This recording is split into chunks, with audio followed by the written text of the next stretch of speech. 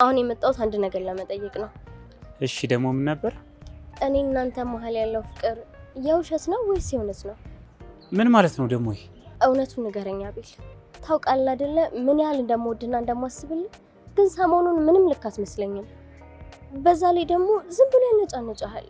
በዛ ላይ ከጓደኛዬ ጋር ትገባበዛለህ፣ ትደዋወላለህ። ቆይ ምንድን ነው የተፈጠረው ነገር? አንዳንዴም ደግሞ እንደዚህ ነገር ያጋጥማል። ምን ማለት ነው አንዳንዴ ያጋጥማል? የጠየቅኩ ነገር ግን ገብቶሃል? በእኔ በፍቅረኛ ላይ ሌላ ሴት መደረብ ለምን አስፈለገ እያልኩ ነው። ለምለም በቃ እንደ ድሮ መሆን አንችልም። ቆይ ምንድን ነው የተፈጠረው? ያስቀየምኩ ወይም ያደረኩት ነገር አለ? እኛ ወጣቶች ነን፣ ብዙ ነገር ያስፈልገናል። በቃ መፍታታት አለብን። ከርብቃም ጋር ተፍታታን ጓደኛ ሆነን አለቅ። ጓደኛ ሆነን ማለት? ቆይ አቤል እንዴ እኔ እናንተስ ፍቅራችንስ ያው ሊያወራንበት ያሰብነው ነገር በቃ አለቀ ማለት ነው? እኔ እንጃ እሱን አላውቅም። አሁን ግን ከርብቃ ጋር ጥሩ ነገር እየተሰማኝ ነው። ላንተ ደስታ የሚሰጥ ነገር ያንተ ካልሆነ ሴት ጋር መጠጥ እየጠጡ መዝናናት ነው?